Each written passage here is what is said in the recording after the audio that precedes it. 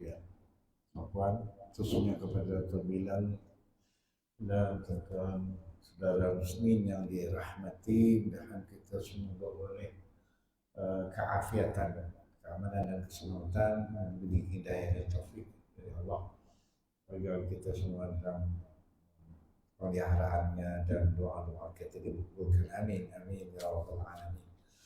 Baik, pengajian kitab kita teruskan kesekian kalinya masih kita membincang hal-hal adab ataupun akhlak, ya, yang berkait dengan sosial ataupun pergaulan kita dengan saudara kita dan sahabat kita. Saja ini panjang pembahasannya. Jadi kita teruskanlah perkara yang berkaitan dengannya tu ayat suci Al-Quran, hadis Nabi dan pandangan ulama berkenaan dengan tajuk ini. Kalau minggu lepas kita bincang berkenaan dengan berbalah-balah dan meninggalkan perbantahan itu suatu perkara yang dialu-alukan, yang ditindaki. Khususnya Nabi SAW melarang beberapa perkara dalam hubungan kita dengan saudara kita, sahabat kita atau dalam masyarakat dengan sabdanya yang berbunyi la tadabaru wa la tabaghadu wa la tahasadu wa la taqata'u wa kunu ibadallahi ikhwana. Berpelarangan situ pertama la tadabaru, jangan kamu bermusuh-musuhan. Yang kedua wala tabaghadu, jangan benci membenci. Yang ketiga wala tahasadu, jangan dengki mendengki.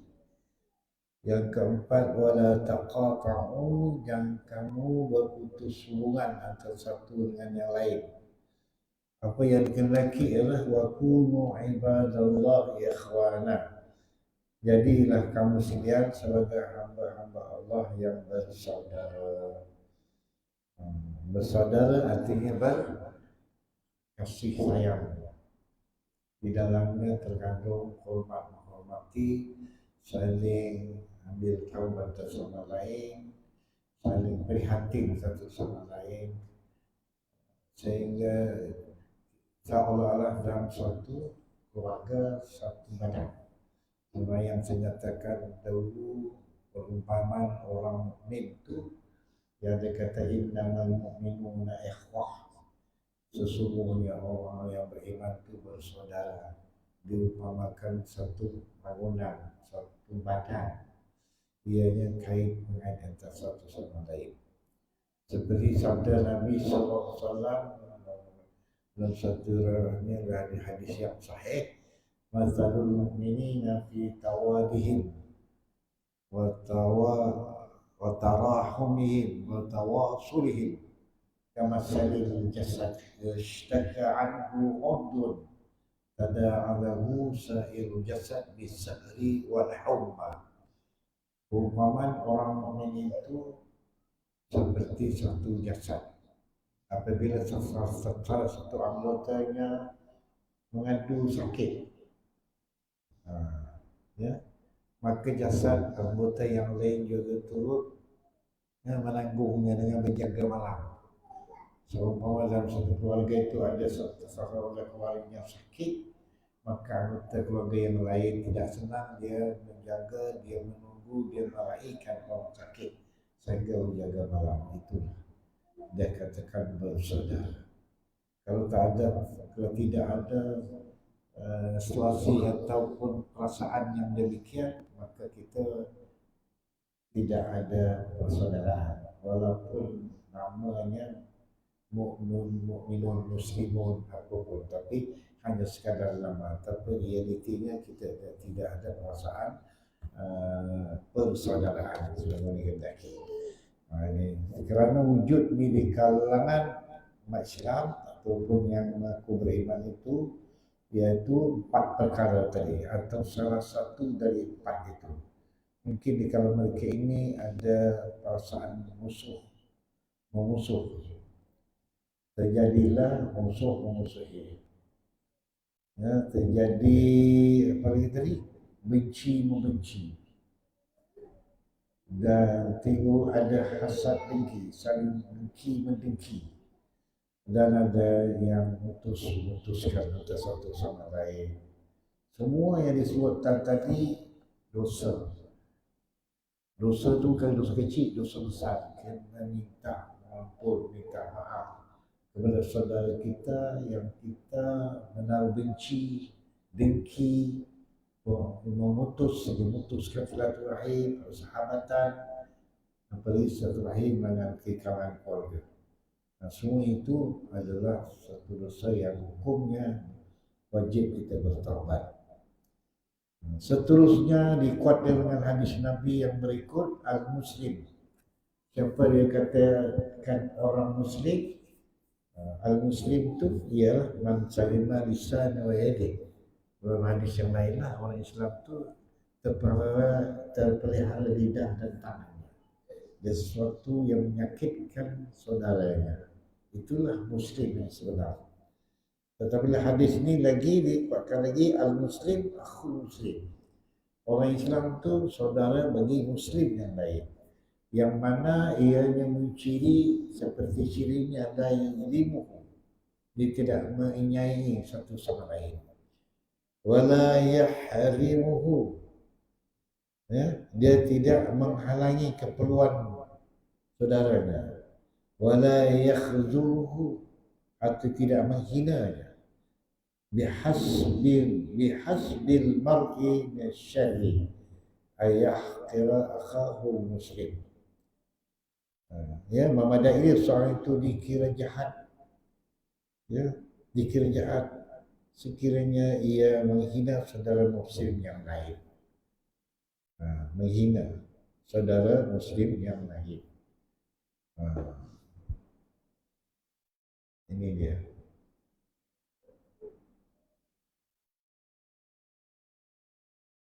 Beberapa hadis yang masyhur lagi sahih berkenaan dengan akhlak orang Islam, akhlak orang yang beriman, yang laki-laki, yang tidak laki-laki. Yang laki-laki tadi bersaudara, berkasih sayang, menghormati, saling meninggal perkara bantah-bantah dan sebagainya, yang lepas banyak ya. Dan ini lagi ditekankan hadis-hadis yang lain, bahwa dia tidak boleh membuat satu daripada perkara di atas, dan ditekan dengan hadis yang lain lagi ditambah dengan menghina ataupun menghalang keperluannya.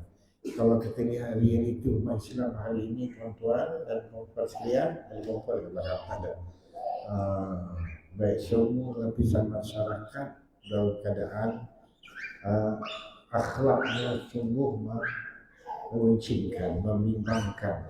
Dalam konteks negara Islam itu tak terjadi demikian, tapi kita berlaku di mana-mana.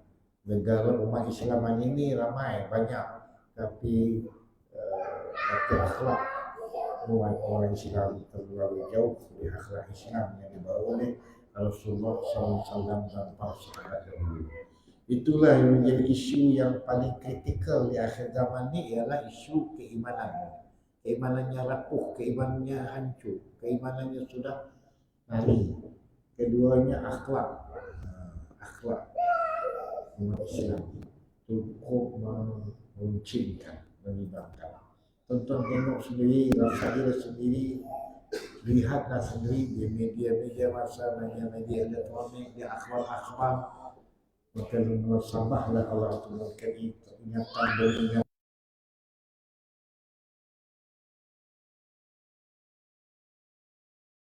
Umumnya insan bahwa Allah itu ya menunjukkan kekuasaan supaya kita insaf kembali ke pangkal jalan, kembali berfikir ya atas asbab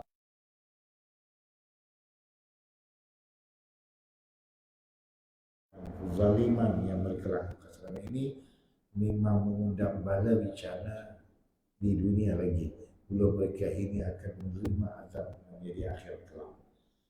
Tengoklah kerusakan yang berlaku di akhir zaman ini Ya, cukup ketara sekarang yang makin teruk, baik para pemimpinnya maupun yang dipimpin. Hingga para alim ulama pun cukup rusak. Hinggalah para ulama, umara semuanya rusak. Sebab itu di akhir zaman ini, di era begini dipanggil zaman khalaqut talib. Zaman kebanyakan orang-orang jahat, termasuk jahat pun jahat juga. Sebab apa? Sebab kita berada di zaman ini. Bila pada zaman ini tuan-tuan susah nak jadi baik. Nak belajar jadi baik susah, nak jadi baik susah, semua susah. Apa tu? Kan menuntut ilmu tu mengaji ni kan baik, tapi orang tak suka banyak. Orang lebih suka lagi tengok handphone. Balik ke rumah tengok di sini sampai di sujud pun tengok handphone lagi. Lain kan dia kalau dia edit atau catat ke rakam itu lain lah. Begitulah pengaruh handphone.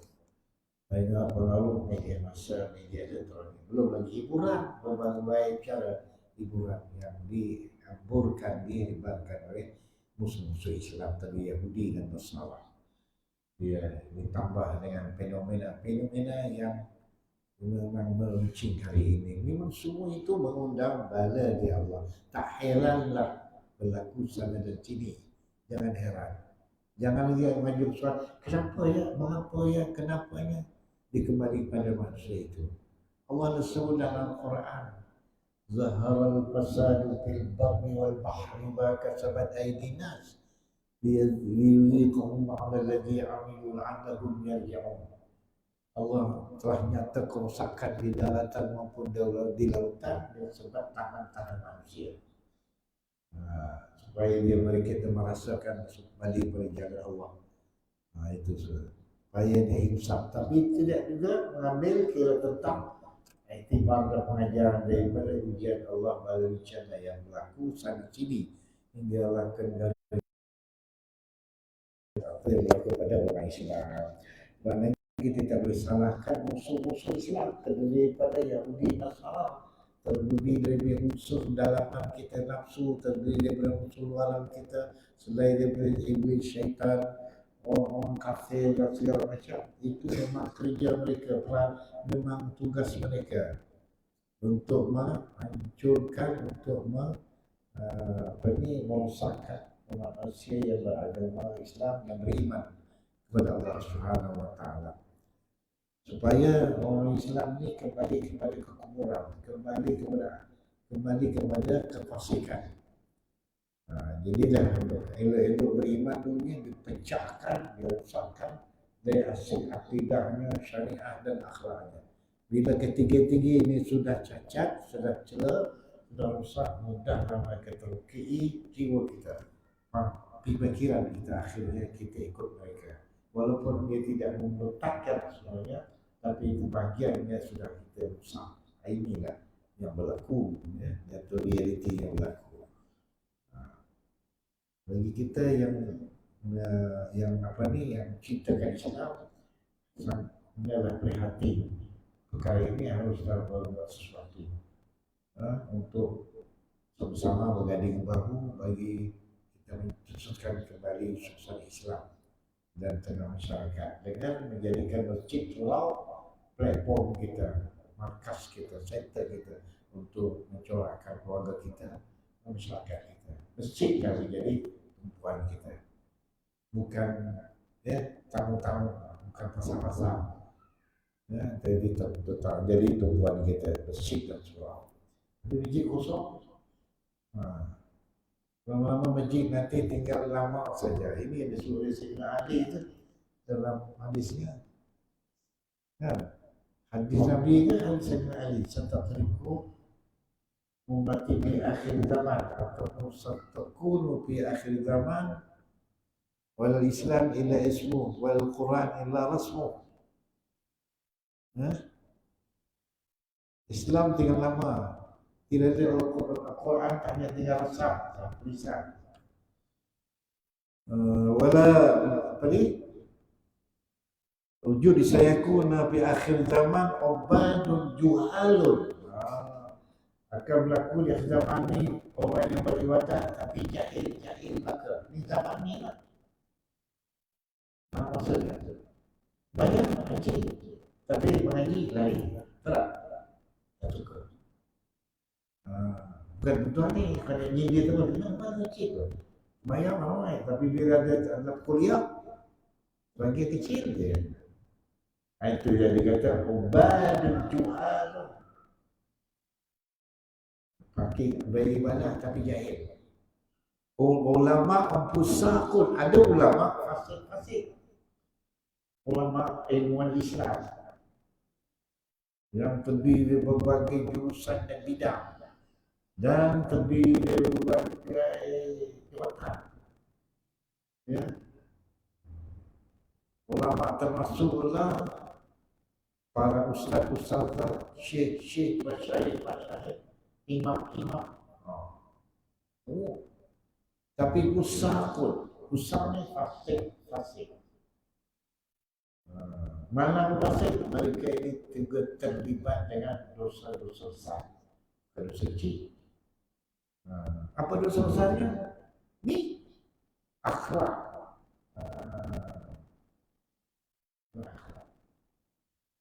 Tok guru boleh menghina, mencaci, menghina boleh tak? Tapi boleh tak? Apa cerita?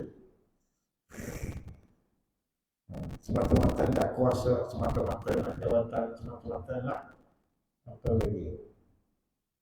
Dan mencapai perjuangan mereka. Sama menghina saudaranya.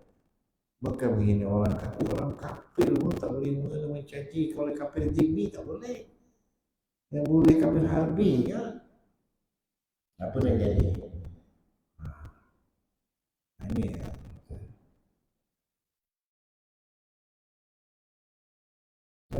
Ulama dia boleh berganding umarat selagi mana tidak menyentuh hal-hal basic agama Islam, iman, ihsan, akidah, syariah, akhlak. Jangan cacat, jangan sentuh tiga benda ini. Kalau menyentuh tiga benda ini dilarang keras. Boleh berlainan pandangan, berlainan pendapat mengikut jamaah masing-masing. Jangan sampai tergapai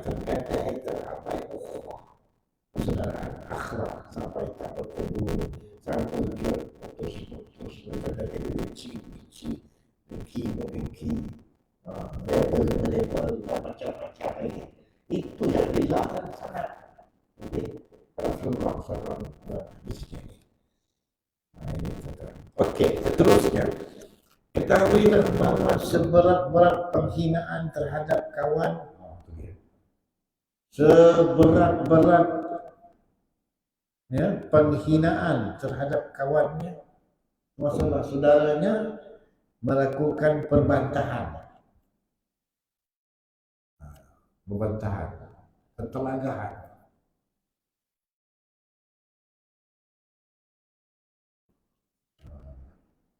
Melakukan perbantah-bantahan terhadap. Sebab orang yang membantah kata kawannya itu mungkin menganggap kawan itu bodoh atau lalai atau cuai dari memahami suatu perkara menurut semestinya. Itulah yang dikatakan penghinaan yang menyempitkan dada dan mengacau jiwa. Dua orang bertengkar, satu tu kalah poin. Mati terjadi dia rasa terhina. Sumpahlah. Jadi itu Rasulullah sebut dulu meninggalkan perbantahan ini. Apa ganjarannya kita sebut dulu mantar kalmira'a wa muqtilun bunya lahu baitun fi riyadil jannah. Wa mantar kalmira'a wa muhiqqun bunya lahu baitun fil 'alal jannah. Siapa yang meninggalkan pertengkaran, perbalahan sedangkan dia salah, dia tak ada masalah tapi dia tak mau bertengkar, Allah binakan di dalam taman syurga di satu rumah. Dibandingkan benda yang salah, tapi oleh kerana dia pentingnya mengutamakan persaudaraan tadi, jangan ada pertengkaran yang boleh cacat hati, Allah jadi dia punya satu rumah di taman surga. Kemudian kalau dia pihak yang benar, wa man tarakal mira'ah, dia kalau yang benar, dia tinggalkan permulaan, bunya lahu baitun fi a'lal jannah. Allah beri satu rumah di mana tempatnya di a'lal jannah, tempat tertinggi di syurga. Tempat tertinggi di syurga. Tempat tertinggi di syurga itu adalah Jannatul Firdaus di syurga. Dia pihak benar tapi tak mau dekat, tak mau berbalah, takut sakit hati, takut cacat hati. Pahalanya kalau dibiasakan rumah ini surga yang tertinggi, Masya Allah. Abu Umamah meriwayatkan sebuah hadis katanya, pada suatu ketika Rasulullah SAW datang ke tempat kami, sedang kami lagi berbantah-bantahan. Maka baginda pun murka lalu bersabda, dan betul-betul kata Rasulullah datang dengan muka ini yang tidak senang, marah itu. Rasulullah pun bersabda, Zarul mira'a liqillati khairi wa dzurul mira'a fa inna naf'ahu qalilun wa annahu yuhijul adawata baina ikhwan. Tinggalkanlah pertengkaran dan bantah-bantahan, sebab amat dikit sekali kebaikannya. Tinggalkanlah pertengkaran dan pembantah-bantahan, sebab tidak seberapa manfaat, malah itu akan menarik kepada permusuhan dan persisihan antara satu sama lain. Setengah para salaf berkata, salaf di sini adalah salafus salih. Orang yang mengatai nista ni, orang mengatai nista saudaranya atau membantah-bantahnya adalah orang yang rendah pekerti dan yang telah lenyap penghormatan dirinya. Rendah budi pekerti, akhlaknya buruk. Cerita tentang waktu itu gimana ya? Kempen berada yang tengok sedih. Ada sihat, tak sihat. Dua-dua belah tak sihat. Saling kata-kata mengata, saling menghina, menjatuh, menyebut nama, menyebut kumpulan, menyebut semua tak boleh. Nanti kita bercakap. Kita jangan untuk mana-mana pihak dengan menyebut nama, kumpulan, bangsa, negeri, negara pun tak boleh. Umumnya boleh. Tujuannya untuk mengelakkan terasa hati. Di sana kalau istilah apa kata perkataan Melayu, siapa yang makan cili dia akan terasa pedasnya itu. Siapa yang makan cili lah tak makan cili tak. Sebenarnya siapa yang ada slack tu, dia rasa lah dan dia berfikir. Ketika penceramah pengajar dia tidak mengajar siapa dia. Kalau kita terasa kerja Allah bagus. Yang tak ada faedah tu dia kena ada kita terasa buat doain, buat tak tahu ya. Itu orang tidak sensitif. Mana dia tak peka. Itu maksudnya. Ada gini manusia, katalah apa pun, cakaplah. Kata orang tak pakai zaman. Tak berubah, tak sensitif. Sebab tu ulama kata kalau orang sama ada berceramah tentang kira kuliah, pengajar, guru, kalau dia bercakap di murid-muridnya ataupun kalangan jemaah yang mendengarnya, ada 3 perkara. 3 perkara ni sama dapat atau tidak. Pertama, hidayah. Yang kedua, hikayah. Yang ketiga, hikayah, tidak hidayah, tidak. 3 ni tuan-tuan dapat tak? Tuan-tuan dengan kuliah saya ni dapat tak? 3 atau salah satu di 3 mesti dapat, insyaAllah. Kalau dengar terus dapat hidayah, petunjuk dapat petunjuk. Ini untuk maknanya ada manfaat untuk pendengar. Saya bercakap pada kita pun dapat hidup juga sama. Ditambah lagi pula dapat hikayat cerita. Kita bercerita kepada orang lain apa yang Ustaz tu kata ni, diam-diam dia bercerita kepada orang lain, dipaham kepada orang lain. Cantik dua dia buat hikayat dan hidayah.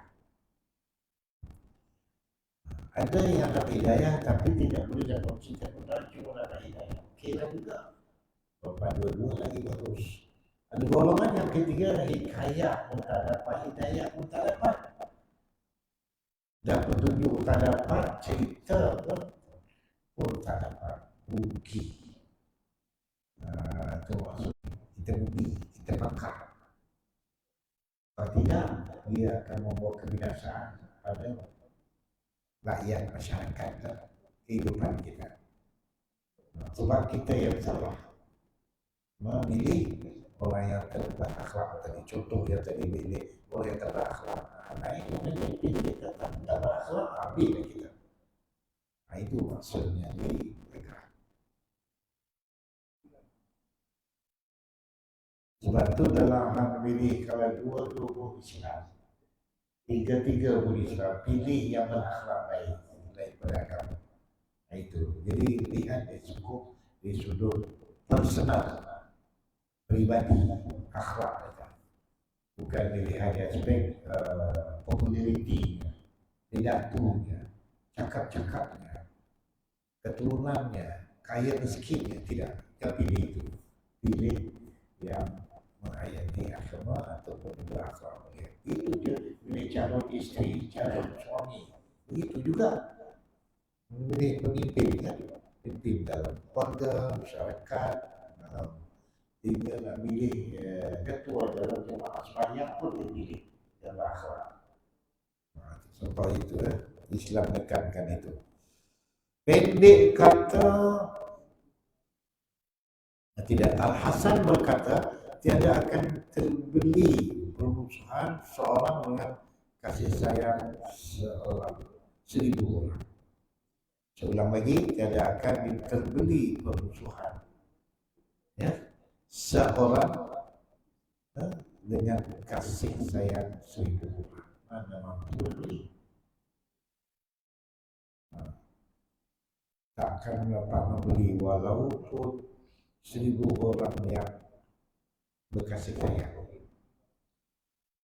Dengan permusuhan itu cukuplah murah sama sekali. Pendek kata, tidak ada gunanya bantah-bantah selain daripada ingin menampakkan diri sebagai orang yang banyak akal dan lebih utama, serta menampakkan diri kawannya sebagai orang yang rendah dan masih bodoh. Bukankah itu menandakan takabur dalam diri, menyimpan perasaan sombong, suka menghina dan mencaci orang lain seperti kurang akal, bodoh dan jahil?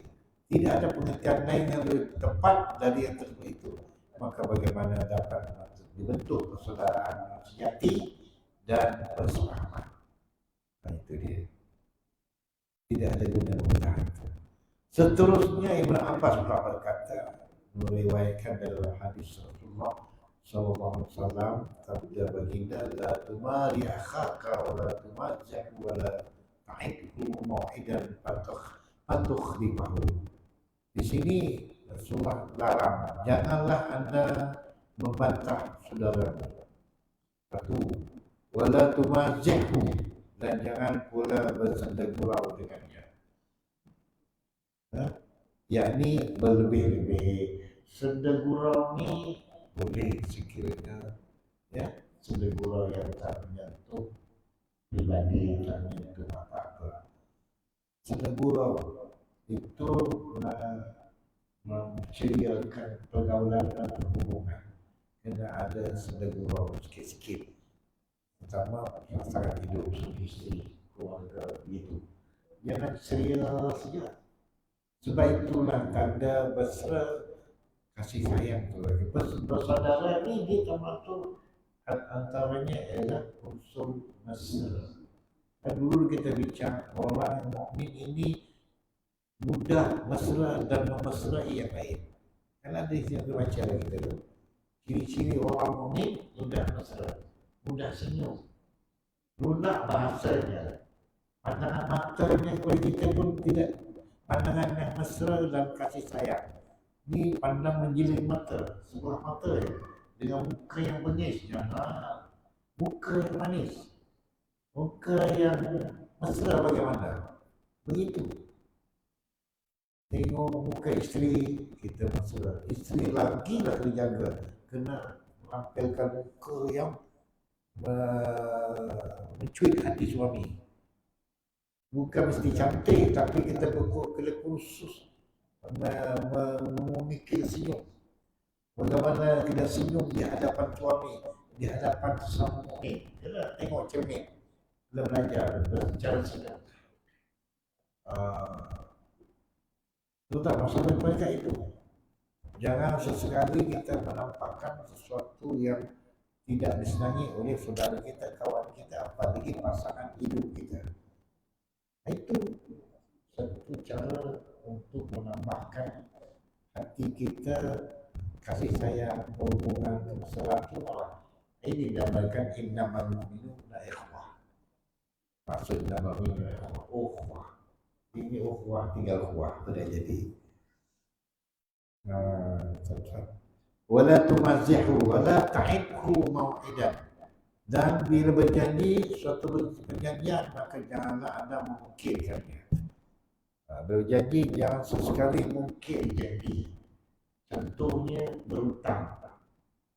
Antara kali kita berelakkan dan menyenangkan saudara kita, kita sanggup memberi hutang. Dia sanggup menyusahkan diri membeli hutang. Kita pun berhutang dengannya dan berjanji. Kita kena jangan mungkin janji. Bila mungkin janji tak mau bayar, sedangkan kita mampu membayarnya, kena bayar. Tidak cacat hati. Keduanya, kalau tak mau bayar, bagi tahu tak mampu, nanti takut. Jangan diam.